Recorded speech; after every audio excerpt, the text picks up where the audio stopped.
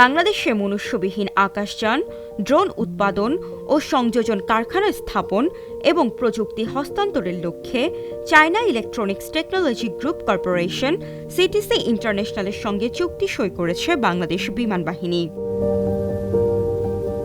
মঙ্গলবার ঢাকা সেনানিবাসে বিমান বাহিনী সদর দফতরে বাংলাদেশ বিমান বাহিনী ও সিটিসি ইন্টারন্যাশনালের মধ্যে গভর্নমেন্ট টু গভর্নমেন্ট আওতায় এই চুক্তি সই হয়।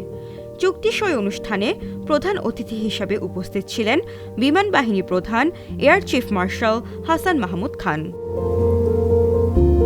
আইএসপিআর জানায়, এসব মনুষ্যবিহীন আকাশযান সামরিক কার্যক্রমের পাশাপাশি মানবিক সহায়তা ও দুর্যোগ ব্যবস্থাপনায় গুরুত্বপূর্ণ ভূমিকা রাখবে।